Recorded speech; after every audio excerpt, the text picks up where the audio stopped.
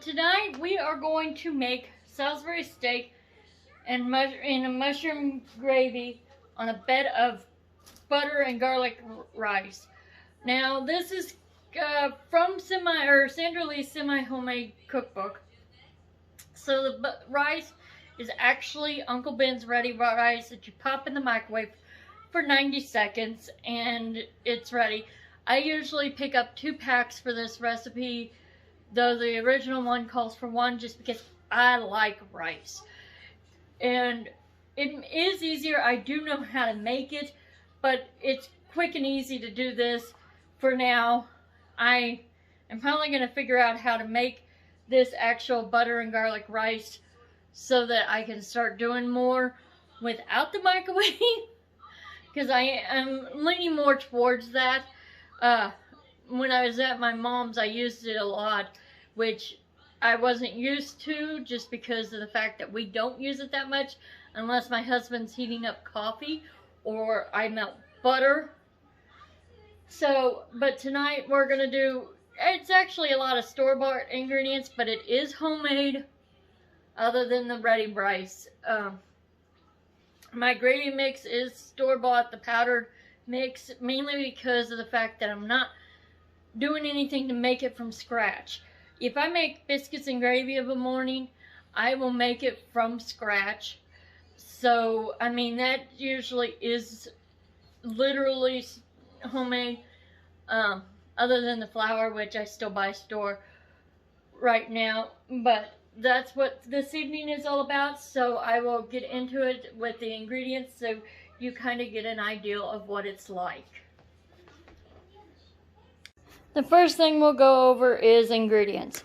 I have a pound of ground burger.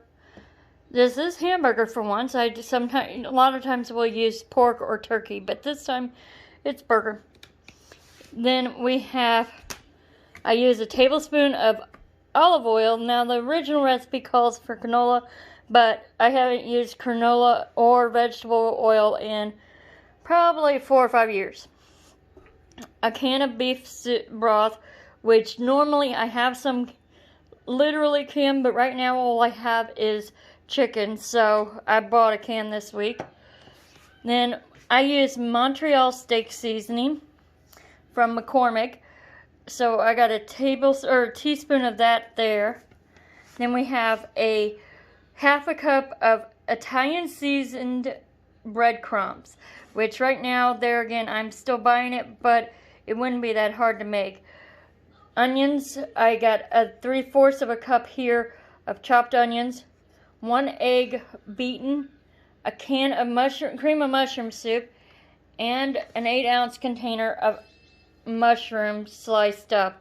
Or if you grow your own, like I've seen a lot of people doing lately, obviously just get 8 ounces of mushrooms, slice them up, and 2 tablespoons of butter, which is more for the skillet than anything. And so we'll get into it so that you kind of get an idea of how it's done. And just to warn you, I still use the cookbook for this, so because I just started back making it again. I hadn't made it in quite a while, and so, like, when I say a while, 2 or 3 years.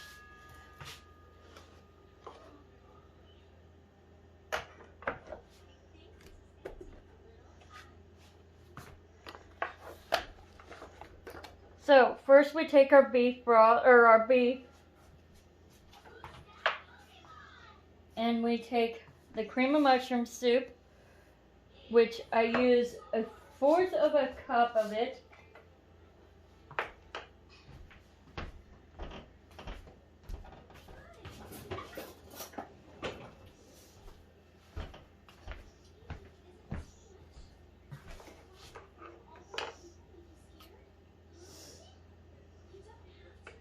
And I don't know about you, but I have loved today's weather. Today is the 4th of March, and it ended up being like 72 degrees here in southern part of Missouri.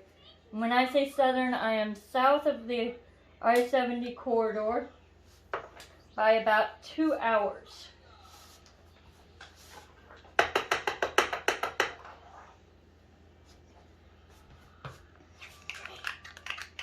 And then I just take and put that in there. We'll use the rest of the can later for the actual mushroom gravy. Oh, the other ingredient is your package of brown gravy. Or make your own, but it's just McCormick gravy is all I've got here. Nothing fancy, really. I think the reason I got McCormick was because the off-brand was out. Put that back and go watch your TV, please. The next thing that you want is the breadcrumbs. So we take the breadcrumbs, which, like I said, is half a cup of breadcrumbs, and I just get the ones that Walmart's got, or you can get whatever. Italian style. I imagine, or the next time I am out of breadcrumbs, I'm going to make my own. Pretty much this whole year is about getting rid of store-bought stuff and starting to make my own stuff. So I will use up what I have, so not to waste any. I'm also not much for wasting. But after that, I'll just dry out bread, use my food processor to crumble it up, and add Italian seasoning to it. And then I have Italian-style breadcrumbs. The next is your egg, which this is a home-hatched or home-laid egg. It's one of my girls'. During the winter, because of the fact that the turkey had been eating all their food, and then the cold and everything, just because it's winter, they had literally stopped laying completely, not giving me anything. But during the polar vortex, the Americanas, which are just now about a year old, they'll be a year old in April, started laying. And now my two big girls, which will be 2 years old in April, have started laying again. So I'm getting 3 to 4 eggs a day, because I got 7 chickens right now. So, I mean, for us, because my son is not much for eggs, as in, the only way I get him to eat eggs is in a recipe like this. So, pretty much it's just my husband and I. So, 4 to 5 eggs a day isn't too bad. He does eat egg sandwiches a lot. I usually send them in with him to work for his breakfast of the morning. So, I mean, we've got those there, but other than that, and of course we eat eggs here at home just for breakfast. The next thing we want is the onions. Now, the original recipe calls for the frozen onions, but there again, it's pre-prepped. I don't really want that. So I have a big Vidalia style onion that I had gotten from somewhere, I don't know where. So I cut it up. And because of the fact that the frozen onions do take out some of the moisture and so therefore are a little smaller, it originally calls for half a cup. I added in another 1/4 cup of onions because of that. So we've got 3/4 of a cup of onions that we are using.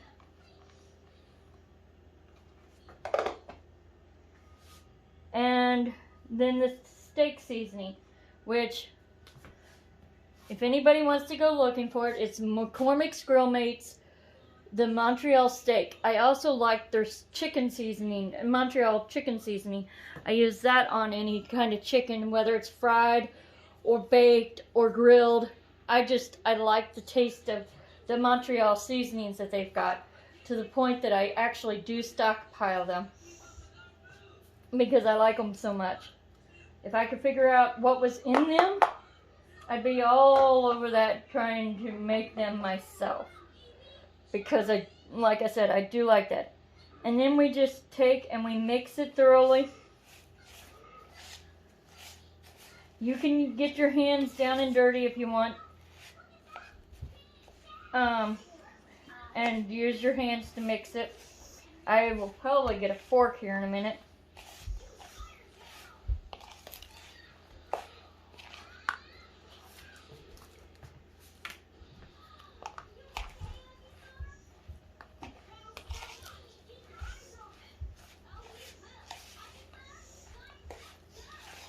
Now you'll see me moving the phone a little bit because of the fact of positioning.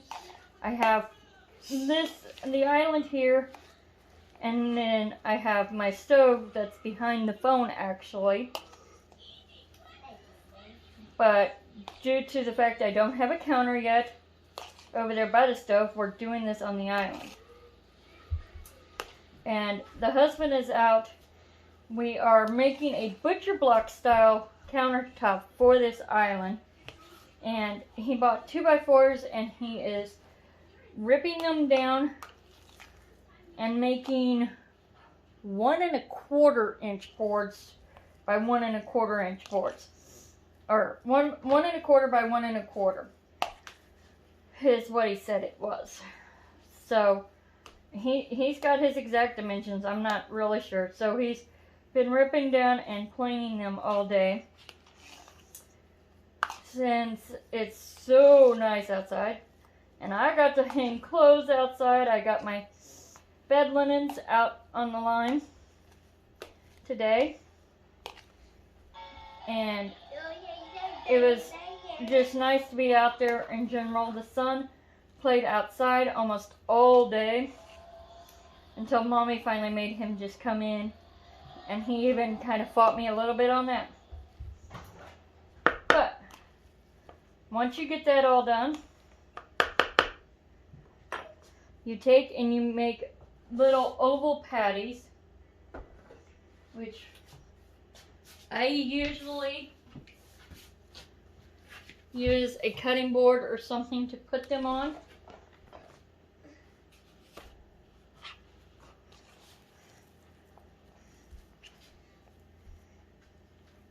And a pound of them will or a pound burger will make 4 of these pretty good. Because by the time you add the onion and panko or breadcrumbs, you've got probably about 1.5 pounds in material that you can work with. To me, I don't like small patties, small burgers, anything like that. And when I make regular burgers with a pound of burger, I usually only get about 3 because I like big burgers, or at least decent sized.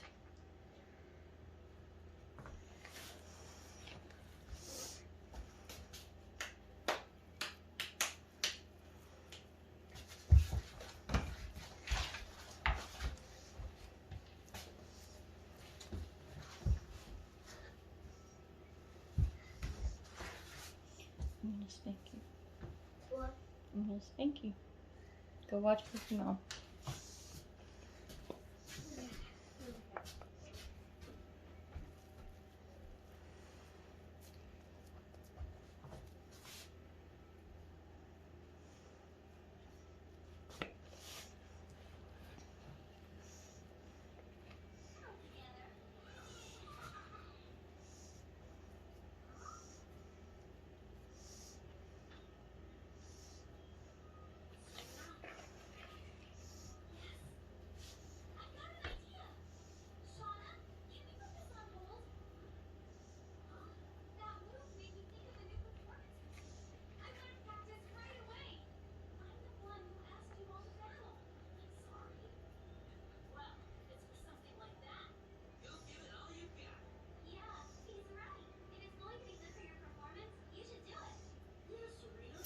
Alright, we're going to take a break while I wash my hands and get ready for the stove. And so the next shot you see is going to be of me on the stove.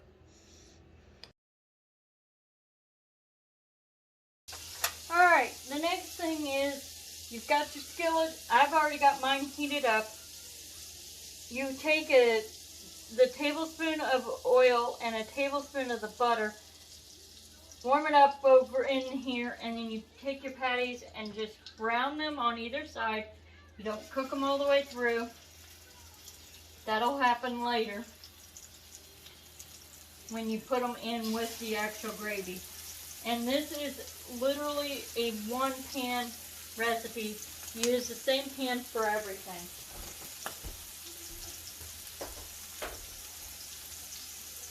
which I use the same pan for everything, including there's actually a little bit of bacon grease down in here that I had fried up some bacon and I just left the grease down in here so that you can still get a little bit of taste of the bacon. Because, you know, bacon goes with everything, at least in our house. Bacon and sausage. So you get this done, and like I said, you fry it up on medium heat. Which loves to get a different spatula because that's my breakfast spatula, as I call it. And depending upon what skillet's clean, I usually actually for this recipe use my square skillet, which is copper shaft. I like copper, but I also like cast iron. I have a lot of cast iron, and I use the log erasers when I get a new one that has been left out and has a lot of rust on it. I also have grill bricks that, like you would find in a restaurant, that they use on their cooktop, because my husband works there and was able to get me one. But that's what I use here and stuff. But when I flip it over after browning it, I do smash them down, give them a little bit more area space. Some people do, some people don't. That's to each their own, is the way I look at it. You take this recipe and you cook it the way you want to. If you don't like something that I've put in, don't put it in, or change it up somehow. I've got no problem with somebody changing it up, and even, you know, comment how you changed it. I might like it and haven't thought of it before, so I'll try it. But once these are both done, you transfer them back to a plate of some kind. I use this specific cutting board a lot because I have a bigger one, and it's a glass top, but I love the way this one is. My sister got it for me one year for Christmas, I think it was, I'm not sure. While Walmart was doing all their statements on camo stuff for Realtree, and she got me a spatula and a knife, and I just absolutely love it. And she had gotten a silicone spatula, which she knows is kind of my thing. We're not really sure why, I just do. Then after that, you take the remaining butter,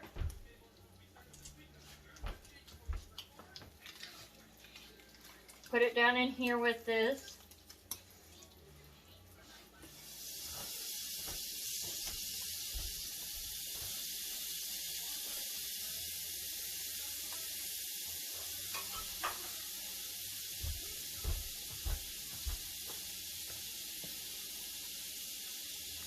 And the original recipe calls for cognac, but for Valentine's Day, my husband, instead of chocolate, bought me this thing of Scotch whiskey because I like my Johnny Walker. And this is Jane Walker, his daughter, and it's got infused with aftertaste of chocolate. So instead of chocolate, you know, candy, he bought me chocolate flavored whiskey. So tonight I'm going to use it instead of the cognac. So we put 1/4 of a cup of it down in here with the butter and whatever grease was left over from the other.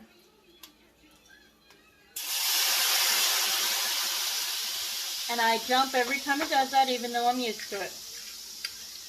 It's what I do.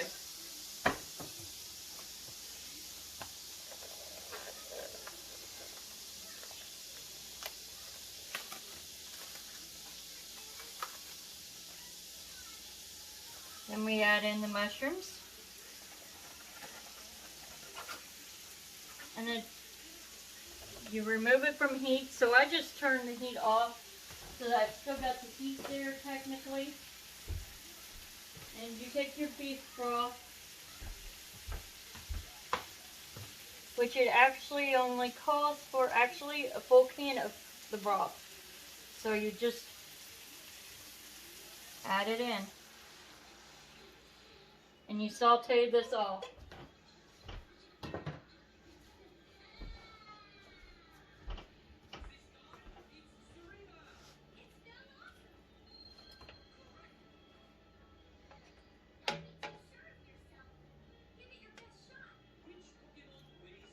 And after this, you add in the gravy and the rest of that cream of mushroom.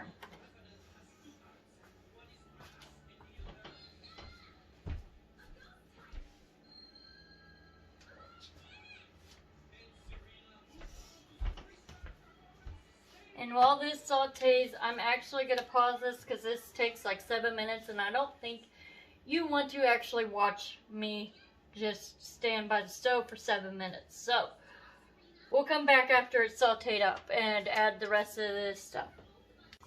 Alright, our mushrooms have sauteed. We're going to see about adding in the brown gravy and the rest of the cream of mushroom soup.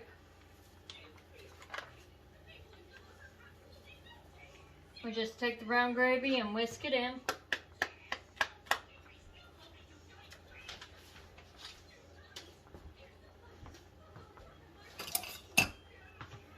And yes, around the stove, you know, when I'm actually doing stuff at the stove, the utensils that I would be using, like my big utensils and stuff, I do already have them stationed here. They're temporary because where they're stationed is actually going to be what we are calling a Murphy table.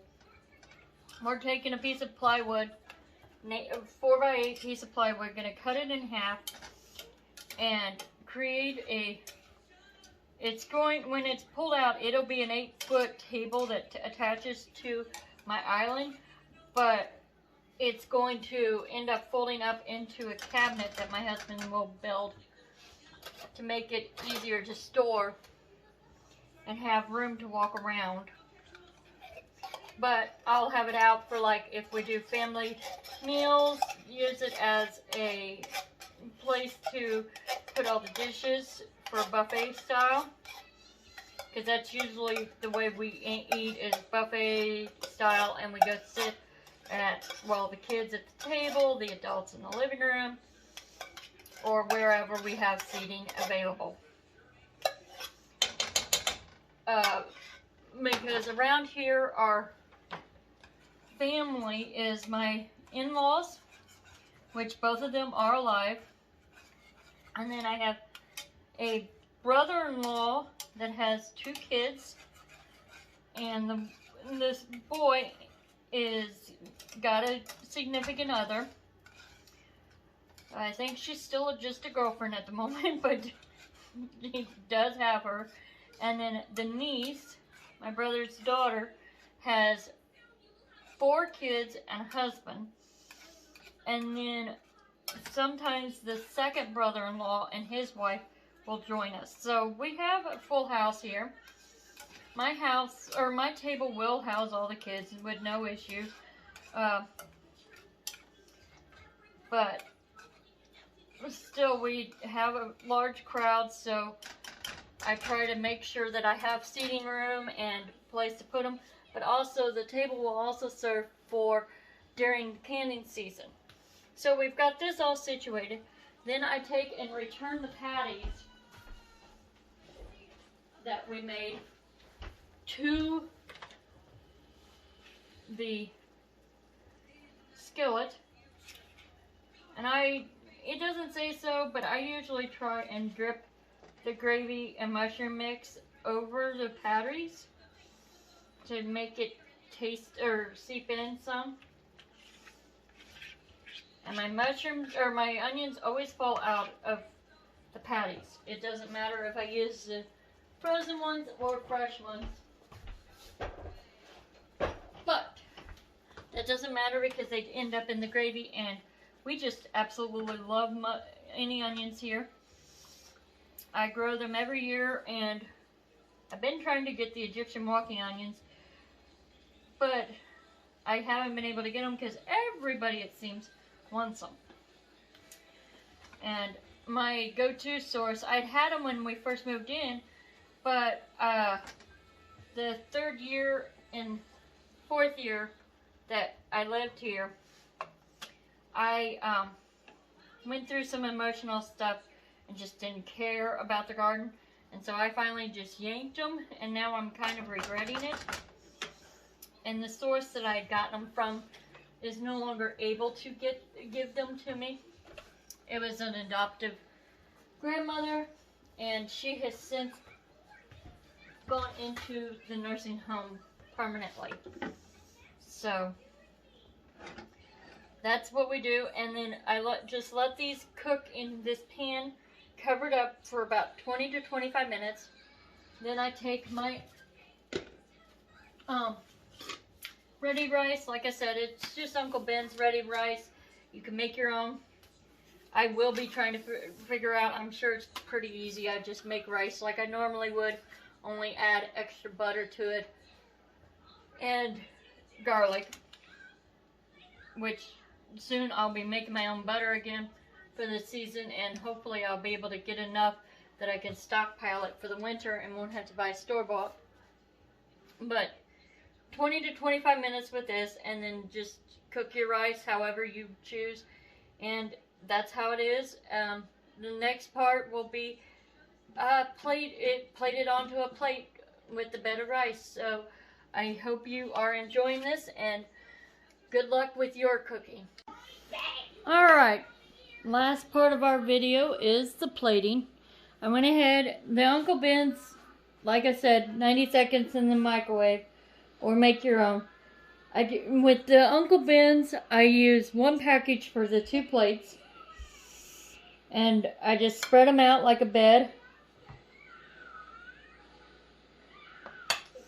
And then I take this Salisbury steak and I plate it up onto it.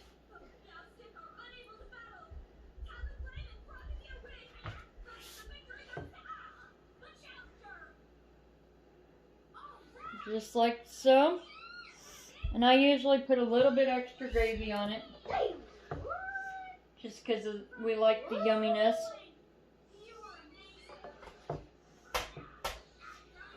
In our opinion, you can never have enough gravy.